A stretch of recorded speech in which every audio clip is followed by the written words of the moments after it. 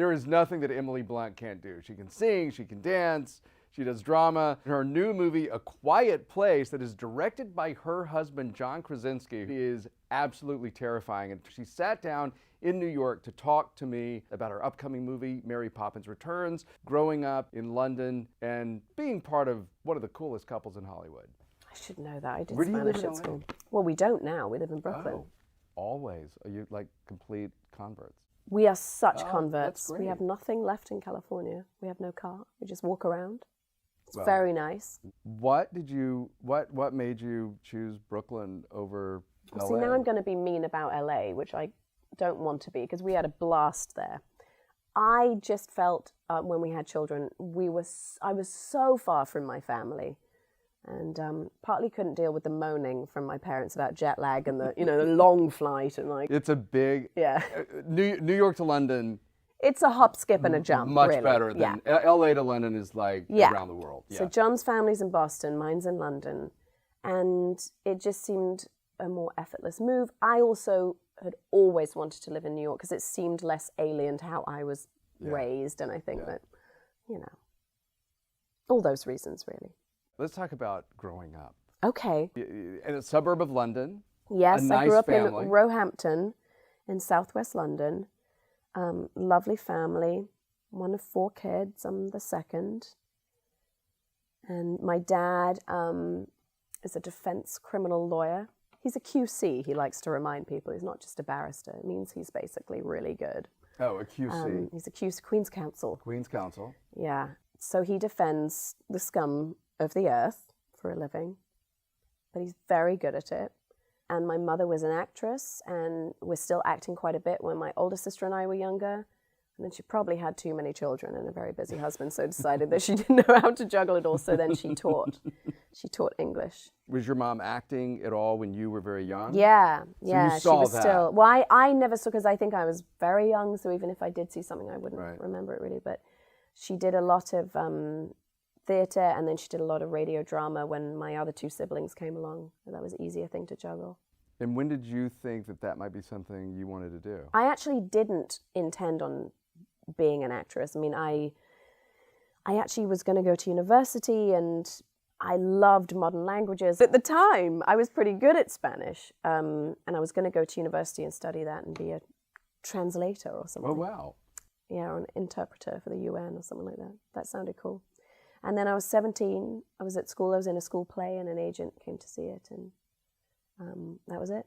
And was that when an agent came to you and said, you know what, I think you have some ability, and I think there may be a future. Is that the moment when you thought, okay? Yes, we'll and do I that. think that it wasn't necessarily that I ever had a burning ambition for it all, which in some ways probably helped me starting out, because I kind of went, okay, I'll give it a go, and it just happened to work out, And it happened quickly, because at 18, Yeah. you got a part in the royal family on Yeah. the West End Yeah, with Dame Judi Dench. exactly. Like an amazing role. Yeah. How did that come about? Well, I hadn't trained or anything, but the agent put me up for he's still my agent, Roger Charteris. He put me up for meeting Sir Peter Hall, who was directing it. Mm-hmm. And so I just read for him, and Roger had to beg to get me in the room.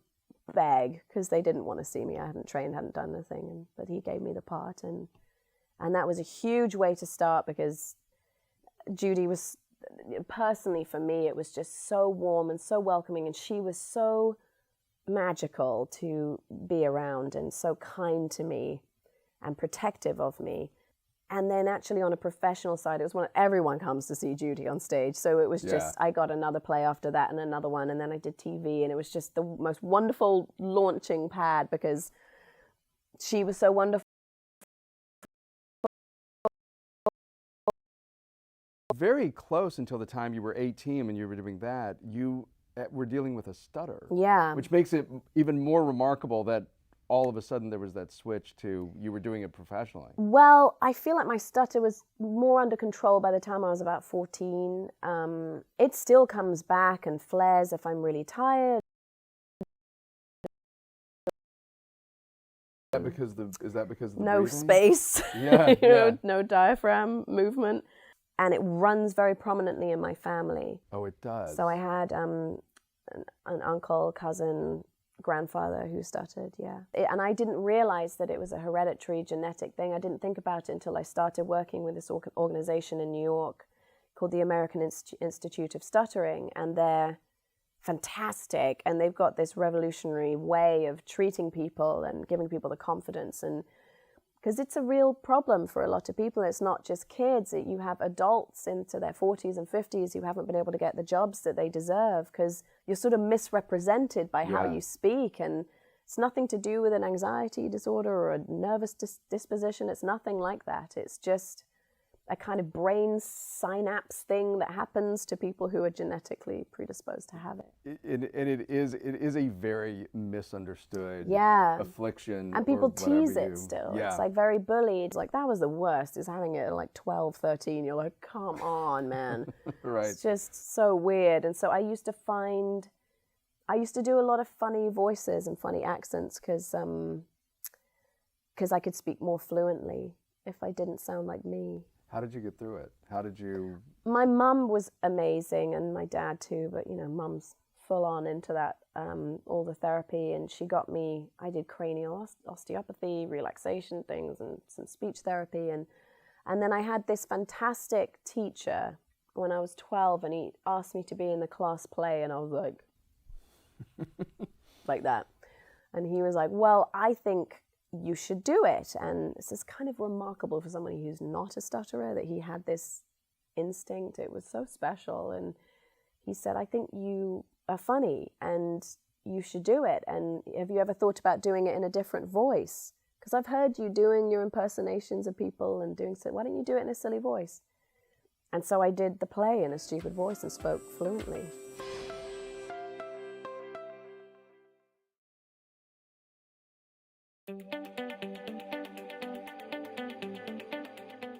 What were your first forays to Los Angeles like? Oh my God. Before Devil Wears Prada.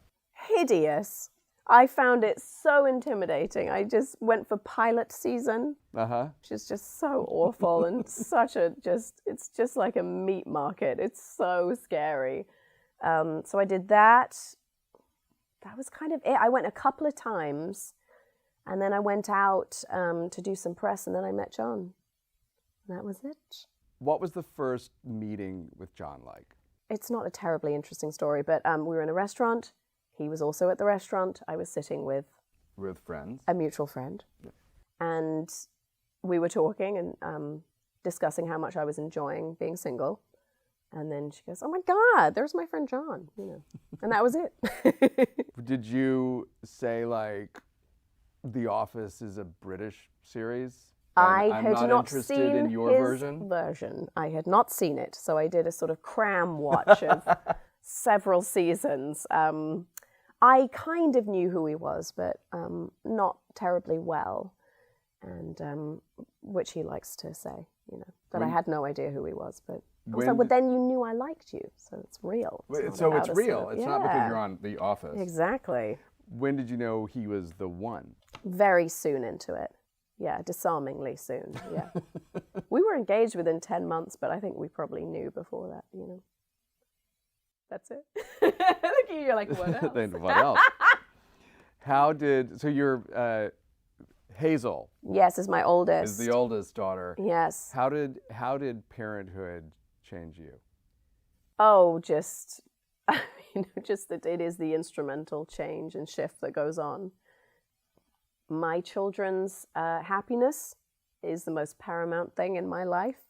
I'm perpetually in a sort of state of distraction thinking about them, So in that way it changes, To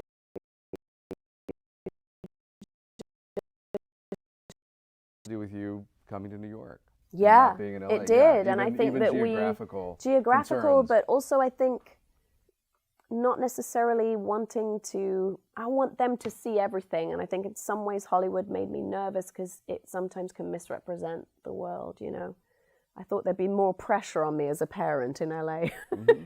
New York, I'm like, you're on your own. It's a great city. You can learn a lot. You know? Very safe. Go ahead. Go ahead. Yeah. Just go outside. Walk yourself to school. Yeah, be back by 11. Yeah, exactly.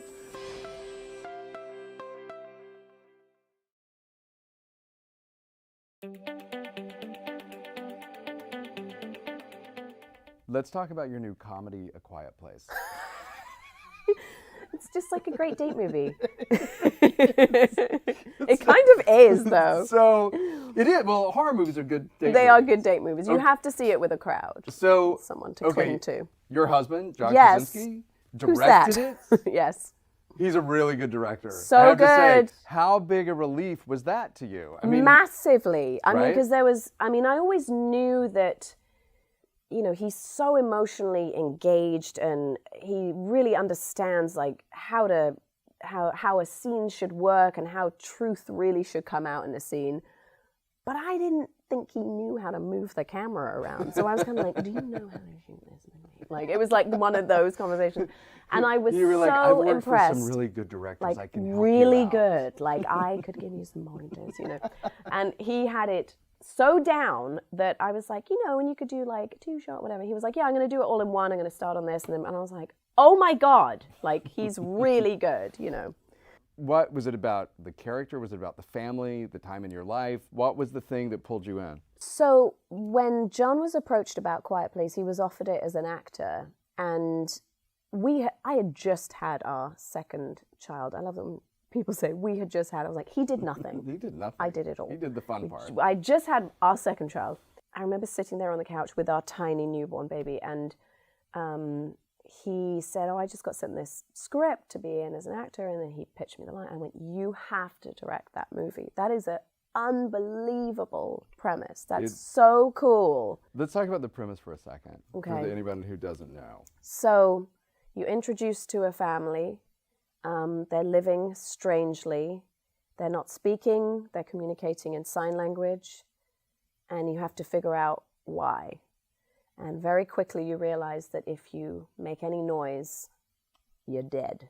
Because the aliens come. Well, whatever they are, species or something. Right, you assume they're aliens. They're sort of highly, highly attracted to noise. It's really beautifully done, and it's one of the most tense movies I've ever seen. Yeah, it's intense. There are a couple of scenes. There is one where your character is in incredible duress because these creatures are around, and she's going into labor. Yes.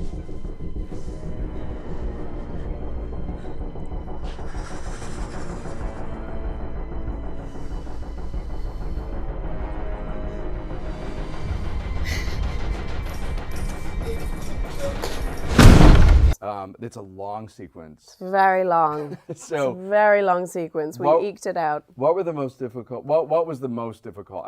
That sequence, one, yeah. So on the schedule, it was always looming as this sort of mountain we had to overcome. Everyone's like, okay, we got the birth scene, you know. It was like, it was a week-long thing. And John asked me if I wanted to shoot it more sporadically, just because he knew it was going to be a biggie, as they say. And I was like, no, let's just shoot it in sequence. So we shot it from the moment the water breaks. Unexpectedly, baby comes early. Water breaks to the bathtub, which is took us 5 days. What was the most emotional scene to do? The family suffer a loss in the beginning of the film. And so there were scenes that I found personally more traumatic, probably because it's just so close to home for me. You know, this character is the most personal character I played, and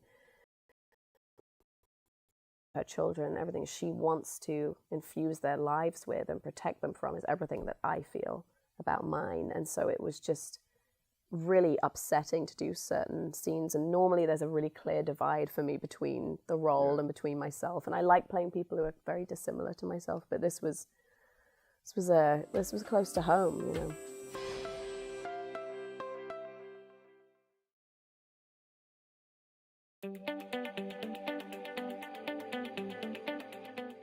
So before this, you were in London? Yes. Doing Mary Poppins Returns? Yeah. But when you look back on the experience of filming it and playing that character, what do you remember about it? What are you going to hold on to? Joyous. It was just joyous. My sort of perception of it going into it was that because such an iconic actress played such an iconic part, that it was going to feel like a sort of boulder that I had to kind of move aside to try and recreate it. But I will credit that Rob Marshall with making that whole thing feel so intimate. He emboldens you in such a huge way to make everything your own, and really this is my version of her. Yes, it is, isn't it? This will just be my version of her. I did not watch the original during the process of making it. I didn't watch it beforehand. I mean, I'd seen it as a kid, so I sort of have that emblazoned into my memory, but I didn't watch the details of it all because I just had to sort of do my version of her. So what is your version of her? I don't know. It's hard for me to put into words, you know, but in the books, I mean, my perception of her in the books was like, she's like batty, you know, she's eccentric and batty. In the books, she's more edgy than the original Disney She is, yeah, she's hilarious and incredibly rude and vain, you know, so it was really fun to be given that freedom, you know, and I was very inspired by His Girl Friday, because with that character that she comes in like a tornado, you know. Now get this, you double-crossing chimpanzee. There ain't going to be any interview and there ain't going to be any story. And I liked that idea that she sweeps in and you don't have a shot. You're like, what's happening? You know, I just wanted that feeling that she just like takes it all over and makes everything right, you know. A lot of people were surprised that you could sing when you did Into the Woods. Yes. Were you a singer before that, or is Not that something really. you've I mean, recently? No, I did it in school. I was in like a little singing group, and you know, I don't know, kind of thing. What was the name of your singing group? I don't even remember. Oh God, this is terrible. I have to call my friend Kirsty about it. But we sang like TLC, Waterfalls, and like harmonized and stuff. Like it's pretty badass actually. Was this a group you formed on your own? Or was it? No, we like had a school music group? teacher as well, and she would sort of. But we were kind of a big deal, Jess. Were you? At our school, yeah. At the summer concerts, you know, stuff like that. So then, but I have always found it incredibly embarrassing singing in front of people. It's never been a natural fit for me. I've always found it to be frightening. So before I did Into the Woods with Rob Marshall, he'd asked me to audition for a few other things because we'd met and we'd got along, and I'd always be like, no. Like the thought of auditioning for someone singing, I was like, no way. And then eventually with Into the Woods, he was like, she's coming in. Like, tell her she has to come in, and it's so casual and easygoing. And so I did go in and I'll only sing for Rob Marshall. Did you get more comfortable? I mean, there's a lot of singing in Mary Poppins. There's a lot. So I'm much more comfortable this time around. They also wrote the music with me in mind, with my abilities in mind. Three notes, but they're an amazing it's like I've got an amazing middle ground, but like. Also, your third movie with Meryl Streep. I know. Can she just get her own projects, or like Get her own career. find your own movies? You know, no. You're like the new Key and Peele. I know, totally. Right? Just do everything together. Yeah, that's actually perfect. I'm going to tell her that. I know. She's awesome. She's always horrible to me in every movie that we do. Not in person, but as the characters. We've sort of established a... in the same... And also in Mary Poppins Yeah, Returns? I think I probably irritate her in that. Oh, I see. Yeah. Yeah. Well, that's kind of fun. I mean, we could never get along in a film. It would sort of be breaking the mold that we're creating for ourselves. I mean, the first one was literally an abusive relationship. Yeah, truly. The Devil Wears Prada. The most quoted movie to me. It is the most quoted movie. It's Nate's birthday tonight, so we're having a little party for him. Yeah, I'm hearing this, and I want to hear this. What do you remember about Devil Wears Prada? Weeping about making it? with laughter.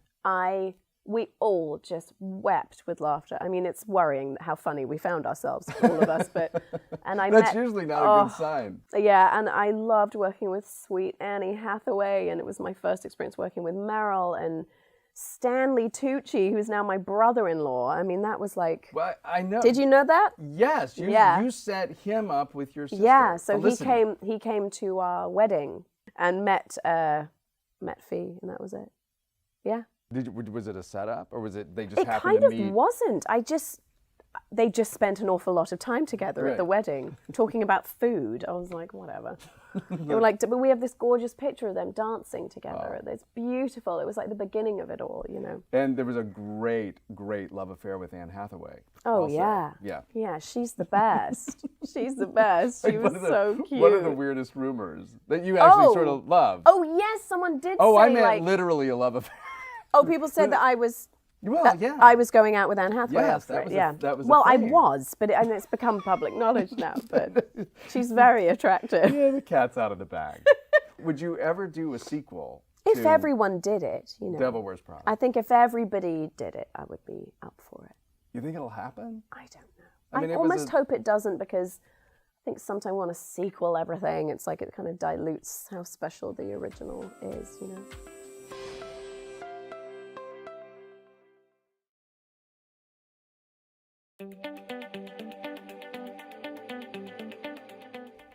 This part of the interview is known as the Cagle Oh exercise. my God, I love the games. Yeah, that's all. And it's not a hard game, Okay. Emily. You just have to fill in. I love when people say your name. after Emily. everything. Emily. Yeah. You just have to. That fill made me in- feel like I was in trouble. I for a know, second, yeah. right? You are. You just fill in the blank. Okay. Close friends describe me as Generous. strangers describe me as Rude. really. I don't know. Kind of haughty. Anne Hathaway's girlfriend. That's, Yeah, Anne Hathaway's girlfriend. The song that always makes me dance. Mm. Oh, well, recently, I would say Respect by Aretha. The movie I've seen the most times. Jaws. I read that you saw like Oh, Jaws I all am the time. obsessed with Jaws. And yeah. I thought about it while I was watching A Quiet Place. So I will say Jaws is John's... Quiet Place is his homage to Jaws, because we're both obsessed with it. And I think what I love about Jaws is that ultimately it's not about the shark munching off people's legs and creating fountains of blood in the water. Fortunately, it's also about that. It is about that for you people, weirdos like you who love horror Yeah. and that kind of thing. But it's also, what I love is this, at the centerpiece is the relationship between these three men, and all of them having to overcome some kind of fear or some need for vengeance, whatever it is. It's the most fantastic film. It's a perfect movie. Perfect movie. As I'm falling asleep, I think about My kids. Sorry, John. a lot of people love it, but I think blank is overrated. A lot of people love them, but I think hot dogs are overrated. Oh. There's also a debate apparently on whether they're a sandwich. They're Do you know not. that? They're just Not vile. at all. They're just a vile Yeah, thing. I'm with you on that. I feel sexiest when I. Oh, come on. That's a good question. No, it's not. Because Give us- like the give lame that- answer would be like, when I'm in sweatpants and just natural. Well, I don't feel sexy when I'm like that. So, I don't know. I wouldn't be caught dead in a. I wanted to say negligee just then, but It's a good answer. I'm going to say negligee. Okay. I don't like them. No. They're too deliberate. I don't like the name. No, I don't either. The best advice I ever received is Don't want more for someone than they want for themselves. the worst advice. You can have that, by the way. The worst advice I was ever given. Oh, God. You should wear this dress. My greatest extravagance is. Furniture. Oh, wow. I have too much. Do you have a favorite piece of furniture? A favorite thing that you own? We have this beautiful chandelier that I love, which is very strange, and I don't know. It's stunning. I think it's beautiful. It's very colorful. It's not for everyone, but I love it. You love it. I love the smell of. I love the smell of melted chocolate. So much. That's a valid. So much. That's a valid answer. So good. I've never heard that answer Really? before. Yeah. But it's specific. Yeah. Specific yeah. smell. And distinct. I could talk about blank for hours on end. Oh, my children. I mean, people are like, kill me, honestly. And I know you don't have a car anymore, but Yeah. I could sum up my life in this bumper sticker. Who cares? Emily Blunt, thank you.